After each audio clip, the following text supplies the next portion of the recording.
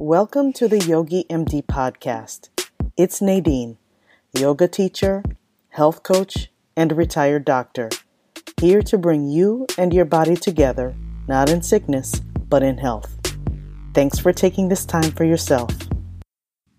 Today my guest is Sister Janice Keenan. Sister Janice joined the Sisters of St. Francis of the Immaculate Conception in West Peoria, Illinois at age 18. She has served in a variety of ministries, including elementary education, campus ministry, spiritual direction, and retreats for a variety of ages and groups. She has also served her community in roles of vocation and formation director, as well as serving on the Leadership Council. She currently serves as the Director of Spiritual Ministries at the Port Center for Prayer in Frankfurt. She is here today to talk about her experience of living a life in spiritual service. I'm Sister Janice Keenan, born Janice Keenan. I'm the second oldest of a family of 9 children, 7 girls, 2 boys. That sense of family is going to carry over into what I say later, that sense of community.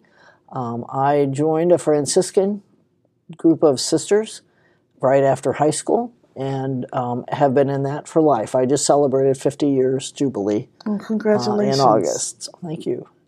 And I've been in a variety of ministries, a variety of areas of service, met a grand variety of people, had an opportunity to learn, grow, and use the gifts God gave me. And I'm extremely grateful for all that. Why did you decide to go into a life of service?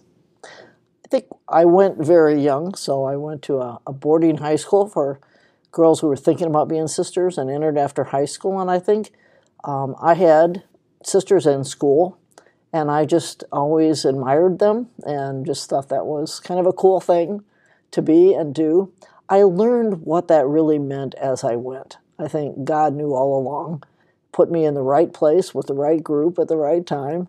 I really entered this group on a more practical level. My family was like, this is an opportunity to try this if I thought I might want to be a sister. Probably I thought I might want to teach. I had teachers, and that's what I was thinking at the time. I found that, it was an hour away from home, and it was affordable, and it was something I could do. And when I went, I found out that, it's an extension of family for me. It was a community together. And that seemed to me the way, if you were going to do things with your life and give your gifts, to do it with a group of kind of similar-minded people. So I think I learned and I grew as I went that, as a child, we were always taught to be aware of the others. I took care of my brothers and sisters. We had chores in the house, and we all helped do things together. We had a lot of fun together. And that's the way it was in the community. You learned to do things, you learned, and then you used your gifts for service for others in a variety of ways. And that just seemed to fit for me. I'm a great variety lover. Also, I think I grew up on a farm, and so being connected with nature was part of it for me. So being Franciscan connects with nature too. Mm-hmm. And so for those of my audience who don't know, you grew up Catholic. I did. I was raised Catholic, yes. Okay. And so the Franciscan order is an offshoot of Catholic orders you can go into. How does that work? Franciscan orders of sisters Yes. kind of follow a founder, and St. Francis, the spirit of St. Francis, as somebody who was in touch with God, saw everything as gifts, saw God everywhere, saw nature as a ladder to God, and then was about following Jesus. So it was always about life of service, life in community. So the Franciscans are just one group that do that. They tend to be a more simple, joyful kind of a group than some, so that kind of fit too. And so can you describe daily life? Daily life for me involves prayer. We pray together each day and asking God for gifts for the world, asking God for whatever is needed, listening to some scripture, and it's just 12 minutes or so, and then Mass, which is our worship service, on a daily basis for the most part. It's community worship. We also have, you set aside time in the day to pray personally, to talk to God, to read from something spiritual or from Scripture, to just have some time for quiet and talk with God. A lot of times walking and thinking and talking with God is good. Then we do meals together a lot of times, breakfast, just something simple. I've lived in numbers of communities. Right now there's like 15 sisters at the Mother House, but I've lived alone, I've lived with 2, I've lived with 5. So you just work your schedule around what people are doing. You always involve some ministry of service of some kind, whether that's been teaching or retreat work or spiritual direction. One summer I did activities for our elder citizens at the home we have. And I've done a lot of retreat work with high school and college age. I've done campus ministry. I do community leadership, so that's the council meets like every month to work on different areas that the sisters would need, financial and personal and things. So all of that is kind of together. And then there's also time for just relaxation, for walking, exercise, or for watching TV or playing cards or things like that. What have been the most rewarding aspects of your life dedicated to being a Franciscan sister? Probably the most rewarding aspect of that is being able to share gifts I believe I've been given. I was taught to read. Reading is so important to me, and I was taught to read. I was taught by my dad to do math and that. So I was trained then to be able to teach other people and to watch people not understand something and come to an understanding of it, to be able to do things on their own then because I could do that. I've done literacy for adults where you teach them to read what they want to learn. For the cook, how to read things on cans, how to read recipes, and just to be able to know I've been able to do those things. I've been blessed in my life to be able to have the education and the background with the training, and that I can share that with other people. Just to know that their lives are better because they're able to do things they want to do. What has been challenging? I think what's been challenging for me is always community living is always a strength in terms of support and encouragement. But you're also always living with people that are very different from yourself, different background, different education, different family structures. I think that too with the ministries is people that are very different from you and resist some things. You don't have the same values. I think that's a challenge sometimes, to be accepting of everybody, to be able to share what you can and speak your own truth and accept where other people are and not get upset by things. I think that's challenging. So do you think that it's made you stronger in your sense of empathy? Oh, I do. I think it's definitely made me stronger. And I think sometimes you have assumptions of things, and then you learn, okay, something I thought I was doing that was helpful was not helpful to somebody. It makes you more sensitive to not assuming that, if this is good for me, it's good for them. It's to be more aware of what is it this person needs?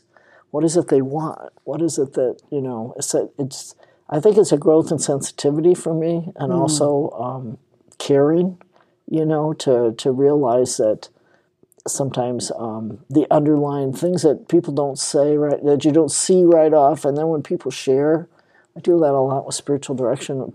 You're with people and you think, okay, this is how they are, and there's a personality, and then you hear what they're dealing with. And so, and a lot of times you don't know that unless people share that. And I think it helps you more sensitive to realize that the next person you meet, don't assume anything. This person could be dealing with something really difficult right now. The reason they may become abrupt, or the reason they may be not engaged with something, they could be hurting physically, emotionally, whatever, and to just be aware. It sounds like you've always been a very good listener, but do you think that practicing more empathy with time has encouraged your listening skills to improve? Oh, I know it has.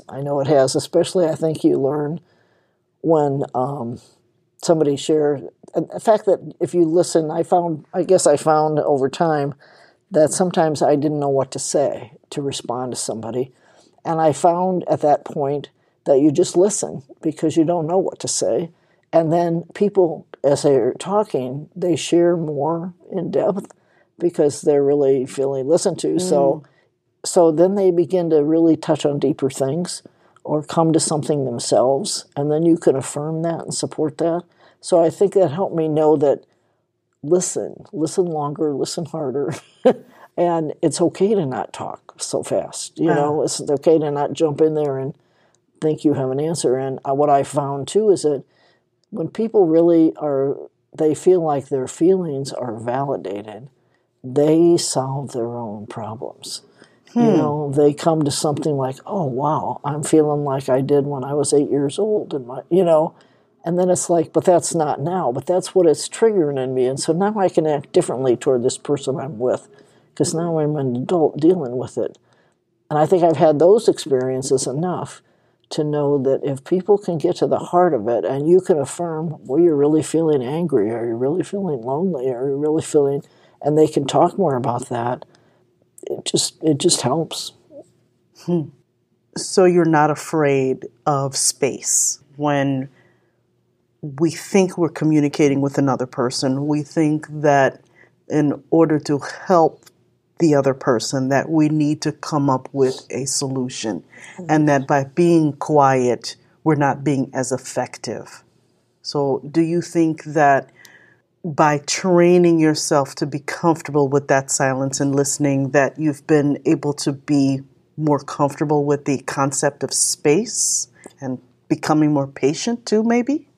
Oh, I think that's very true, that I've become more comfortable with space, mainly because, like I said, almost by accident, you find out, okay, I don't have a solution. I don't have a remedy here.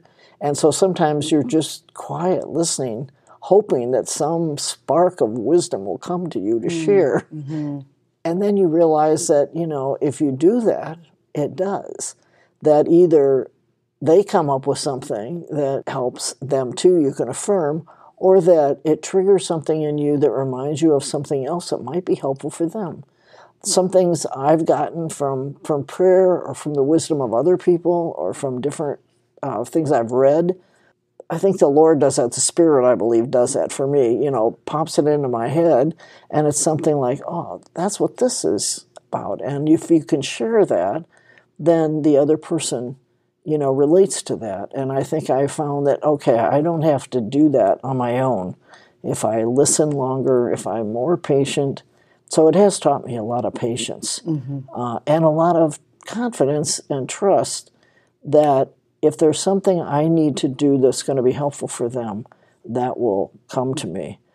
And there are some times when you say something out there because you don't, you hope that's going to help, and you find out that it does. But you kind of know it's not just you doing that. There's something deeper at work there, in them and in you and in the Spirit.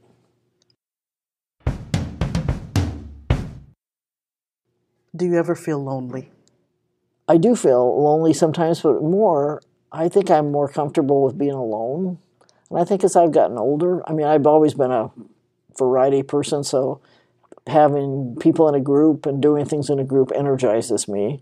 Doing a lot of one-on-one has always been a little more draining for me, but I have found that I've hit a point where it's like, no, I like the alone time. I like to have a little more time to myself, a little quieter time, and I don't find myself too alone. It's not that it doesn't happen. You have moments. It's like families getting together and I can't do that, and you get a little, oh, well, wish I could be there, and nobody's here for me right now, or, but that's just, I think that's a natural kind of a thing with it. I don't get caught in it too long. It's like I'm so blessed to have good people sharing my life, and I can always call and email and Skype. And So you still feel connected to family, and you haven't felt like that's been difficult? No, I was worried about that. I went to the convent at a young age, and so two of my sisters were born after I was already away in high school, and I always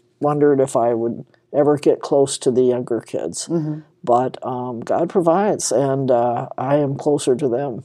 Even though I wasn't able to do a lot of physically being there at different times, the structure's changed in community too, and now I can be more present to family things. I think we found out it wasn't easy for the family either to not have you there for some things. So there's a nice balance there. I mean, it's always balanced with your work and your community responsibilities and different things like that, travel, but no, I have a really good connection. Have you ever had any regrets? I think probably times, when I've wondered what it would be like to be married, have a family, in religious life, you vow celibacy, you vow chastity, which is faithfulness to your relationship with God, and it involves an inclusive love. It's not exclusively to one man and family. It's more inclusive, and I think the Lord provides a way to make you, that compensates for that in different ways. I've had ministries where I've worked with women coming into the community, and you have a lot of experience of being a mother and a grandmother. You have a lot of opportunity to nurture life, and it may not be a physical of your own, but so not a whole lot of regret. I have been so blessed, and I think I've looked at things in that regard. I have had times when I've wondered why I find this life meaningful, and a lot of people today don't understand it at all. That is a wonderful point. You start to think, well, am I crazy or what, that this makes sense to me, and it doesn't seem to, be something that other people are being drawn to right now. So have you seen less interest with time? Oh, yes. I think there's been a time when, for women, especially in the U.S., the opportunities for women have just expanded so much. There was a time when if you wanted to teach, you wanted to nurse, you wanted to do public ministry, and that you needed to be a sister. It gave you the validity of that, and then now it's really opened up so much. The education and that, I mean, the sisters, the founders of those communities educated their people beyond their time, ahead of their time. So we all ended up with masters and degrees, when probably the one in my family that's got that. But I think today there's a lot more opportunities. So there are new communities coming up. Young people are very kind of social and need their own cohort too. They need their own group of their own age. And so a lot of newer communities are drawing more people because they have younger members in them. So I think it's all a matter of ebb and flow of different things. Some communities are going to die out and some communities are going to come forth. It's always been that way. Sure. But I think there's more opportunities for women, and there's more ways to be of service and be of service in the church without having to be a avowed religious. So if you were going to counsel a young person who's thinking about becoming a sister, what would you say to her? I'd say to her, pray. Pray for the faith and the generosity and the perseverance. I'd say talk with sisters, spend some time with sisters, and see if this is a fit for you. God put me in a place where it was a fit for me. And when I work with women looking at community, I was a vocation director and a formation director for a long time. Coming into community is like, is this a right fit for you? Is this the right group for you? So I would say try it out. Go visit, go get involved, and communities are very open to that. Spend a little time and get to know, does this feel right in your heart? Basically, that's what it comes to. And you can use your gifts in all kinds of ways. You don't have to be just a teacher or a nurse or something like that today. There's a million ways in which communities have ministries. So, but it's also about, can you live in community? To know that it's a life that will make you really happy, if that's what God's calling you to. Thank you so much. I'm very grateful to you for teaching me about what you have received in your life by dedicating yourself to serving others. I think it doesn't look easy from the outside in. You can't do that on your own. As one of our sisters says, it's not a natural life in some ways. It's a supernatural life. You really begin to know that you really depend on God for the strength to do it, and for the courage to do it, and for the love to do it. You don't do that on your own. And I think it's humbling. So, Sister Janice, what is your definition of what it means to be healthy? Healthy. I think healthy, for me, is that condition of I see us as inspirited bodies, okay, that some people would say embodied spirits, but I think it's spirited bodies. And I think health is a holistic thing. It's got to do with the physical, it's got to do with the emotional and spiritual and the intellectual and the social. It's got to do with all of that. What is it that helps you to take care of what, as Francisca and I would call sister body, which also is that whole personality you are and whatever. And so for me, it's how do I take care of sister body? How do I do what I need to do for the body? How do I keep active? How do I keep my mind active? How do I, my spiritual director would say, have you talked to your friends lately? Have you called somebody, when things get, I can get discouraged and depressed by things or frustrated. So part of it is, how do I keep that all up? How do I make sure I've got a balance? I think healthy has to do with balance with physical and emotional and mental, spiritual. Have I had fun lately? Have I played? All of those things come together so I can be the best person I can be. Okay, and there are times when we might think of health as I'm in better health than other things.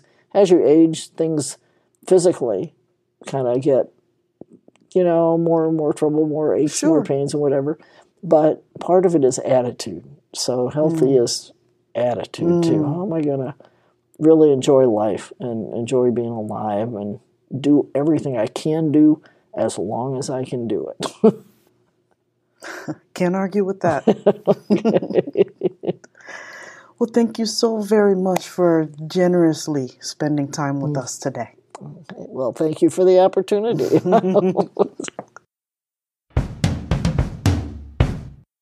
And now it's time for practical tips. This is a quote by Saint Francis of Assisi. Start by doing what's necessary, then what's possible, and suddenly you are doing the impossible. Thanks for being here. See you next time.